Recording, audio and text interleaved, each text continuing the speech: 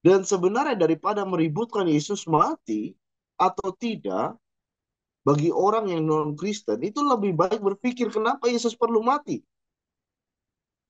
Apa makna kematian, apa makna kebangkitan yang ingin dinyatakan oleh Allah kepada manusia. Maknanya apa? Bisa bantah nggak? Ya gitu kan.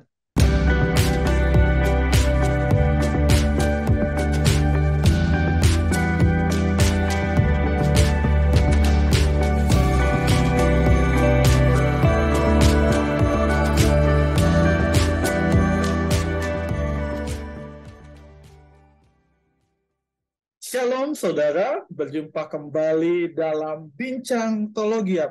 Untuk Bincang Teologia hari ini, ada beberapa hal yang akan saya tanyakan kepada Gideon terkait dengan bagaimana proses dari saudara-saudara Yesus yang tadinya tidak percaya menjadi percaya, yaitu Yudas, Bapak Ibu.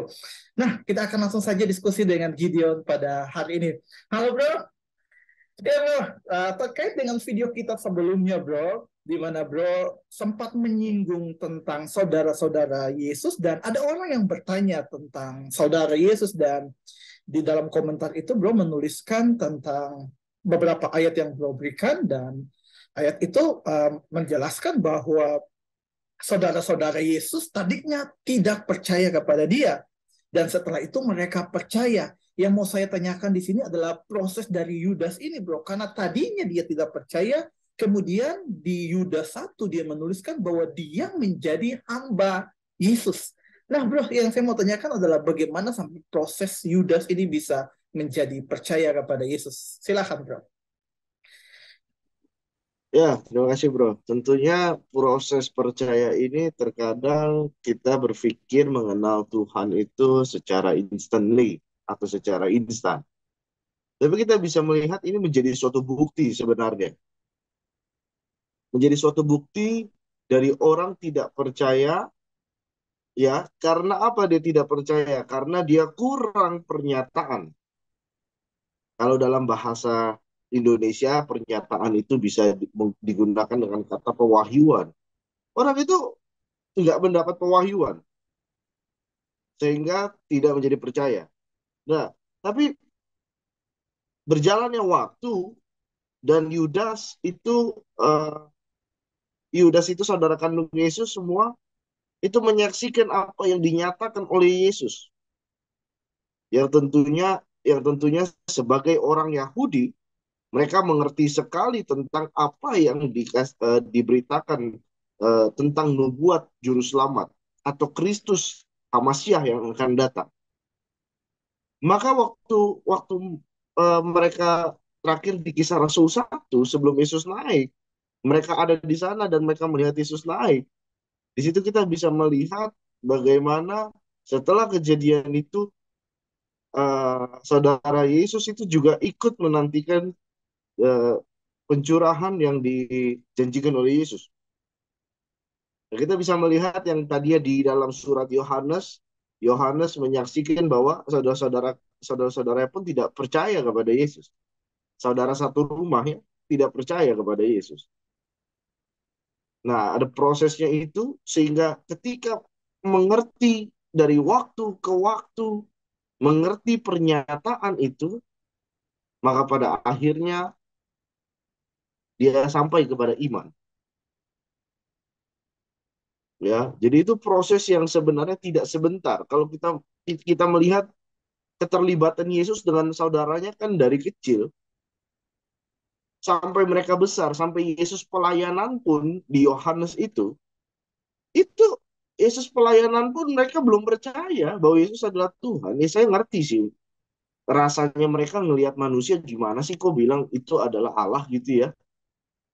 Ya saya ngerti mereka pasti nggak percaya. Saya juga kalau jadi saudaranya saya juga pasti kok bisa dia Allah gimana saya nggak percaya. Pasti juga saya minta bukti. Tapi pada saat itu memang dibuktikan depan depan mata mata saudara-saudaranya. Bahkan juga orang tua Yesus memang tidak bisa menemukan kesalahan. Nah, sehingga dari sanalah ya tidak ditemukan kesalahan, ditambah juga. eh, apa melihat pernyataan itu, Yesus nak bangkit, Yesus naik ke atas surga, ya itu jelas sekali. Nggak ada alasan untuk bilang Yesus itu tidak memiliki kualitas Allah. Karena Allah kudus, ya dia kudus. Tidak bisa. Orang satu rumahnya aja nggak bisa temuin kesalahan dia apa. Coba kalau Anda merasa Anda bisa gitu ya, Anda tanya ke orang tua Anda coba. Pernah nggak saya nyakitin hati papa mama atau hati ayah dan ibu? Pernah nggak saya kurang ajar sama ayah ibu? Pasti jawabannya pernah, sering gitu. Tapi tidak demikian pada Yesus. Sehingga ya proses itu panjang, tidak bisa ditemukan kesalahan. Lalu sudah seperti itu, tidak bisa ditemukan kesalahannya. Ditambah mengerti tentang apa yang dijanjikan dan dinyatakan melalui Yesus. Demikian, bro. Iya, bro. Ya, pertanyaan berikutnya, bro, bahwa kalau kita melihat bagaimana proses dari orang-orang yang ada bersama dengan Yesus pada saat itu mereka bisa percaya ya. Nah, yang mau saya tanyakan bro adalah bagaimana kita pada saat ini yang dimana kita tidak hidup bersama-sama dengan Yesus, kita nggak melihat Yesus secara langsung.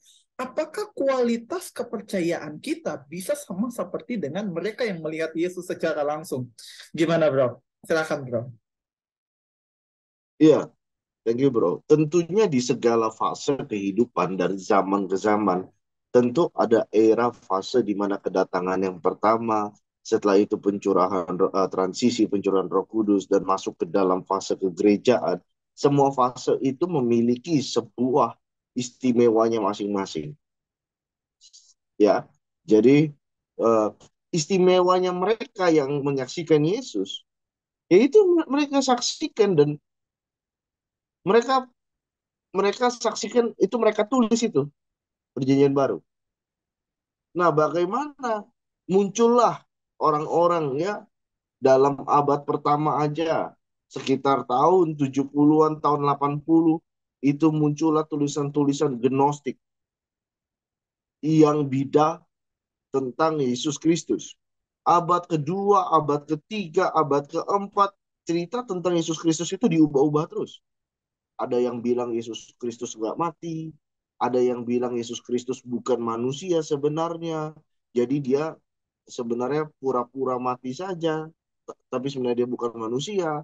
Ada yang ada yang bilang nggak mati, ada yang ini. Tapi bagaimanapun versi cerita-cerita, kita berpegang teguh kepada kesaksian yang di mana mereka menyaksikan langsung. Dan sebenarnya daripada meributkan Yesus mati atau tidak, bagi orang yang non-Kristen, itu lebih baik berpikir kenapa Yesus perlu mati. Apa makna kematian, apa makna kebangkitan yang ingin dinyatakan oleh Allah kepada manusia, maknanya apa? Bisa bantah nggak? Ya gitu kan.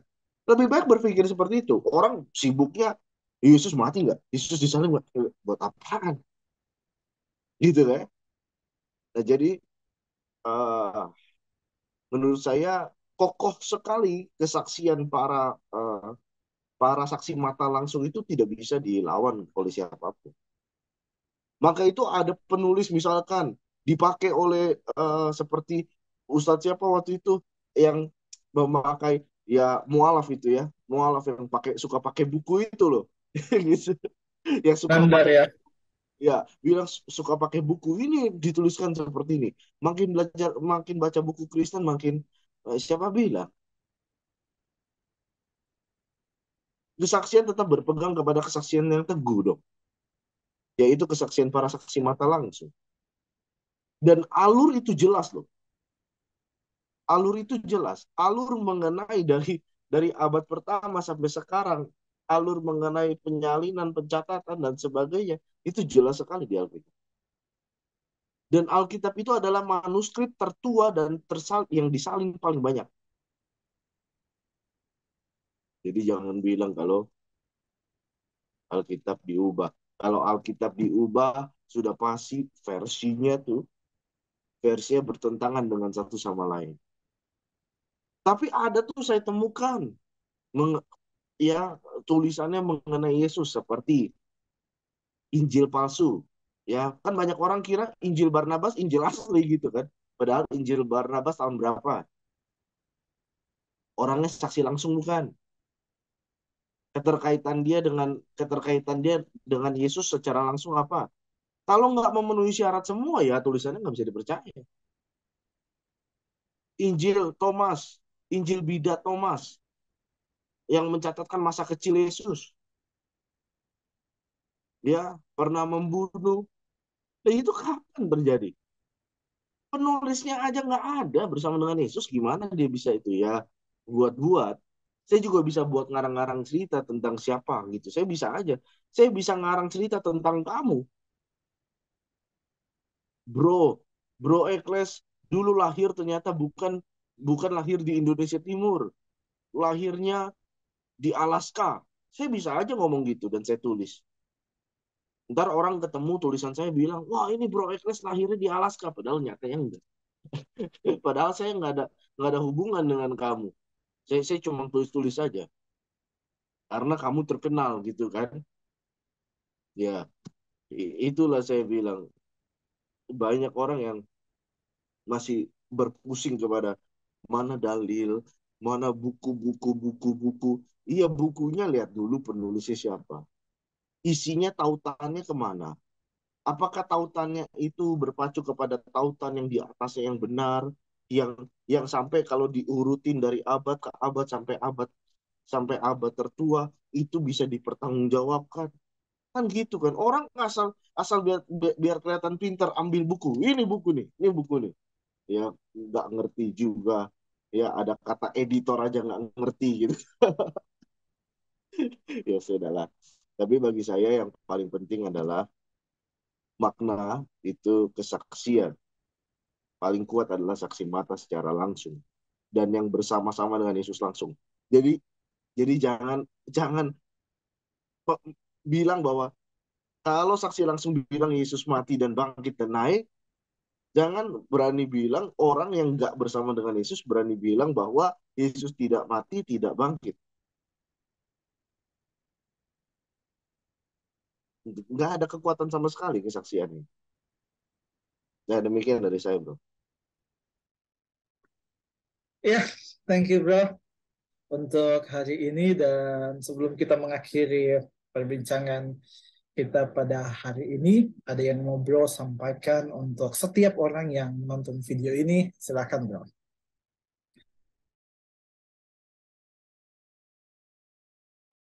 Ya, dari saya bagi orang Kristen ya kita harus terus belajar dan menyelam di dalam eh, fakta historis, ya pembelajaran gramatikal bahasa, pembelajaran sistematika Alkitab, dan pembelajaran-pembelajaran mengenai firman Tuhan yang lainnya. Juga untuk non-Kristen ya kita harus memiliki kedewasaan di dalam perbedaan. Ya, eh, per- perbicaraan ini, perbincangan ini bukan bukan menunjukkan benar dan salah. Sekali lagi, berbeda tidak harus salah.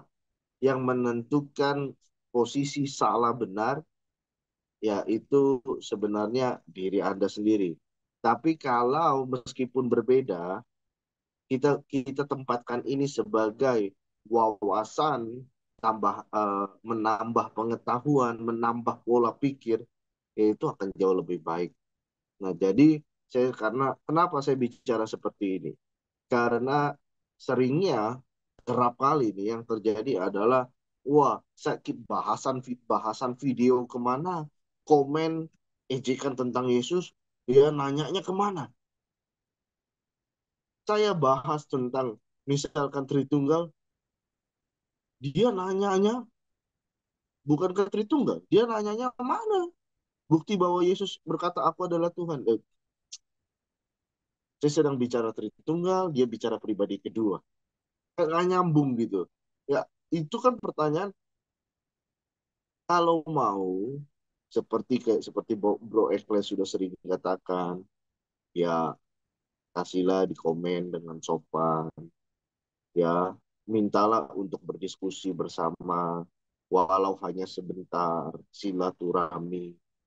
ya saling berbincang dengan dewasa. Ya itu lebih lebih enak kan gitu. Ya kenapa orang sensitif? Ya karena sudah mikirnya benar salah dulu. Ya seperti anak kecil yang kalau ditanya sudah mikirnya benar, siapa benar siapa salah, maka langsung lempar-lempar. Itu dia tuh, itu dia tuh, itu dia tuh. Itu kan seperti itu ya biasanya anak kecil. Maka harus dibutuhkan kedewasaan itu. Demikian bro, Tuhan Yesus memberkati. Ya, thank you bro untuk hari ini dan untuk setiap Bapak Ibu Saudara diberkati dengan video ini. Jangan lupa untuk share dan juga mendukung channel YouTube ini dengan cara subscribe. Dan jika Bapak Ibu Saudara pengen berdiskusi secara langsung bersama dengan kami, dapat menuliskannya di kolom komentar. Sampai ketemu di video selanjutnya. Tuhan Yesus memberkati.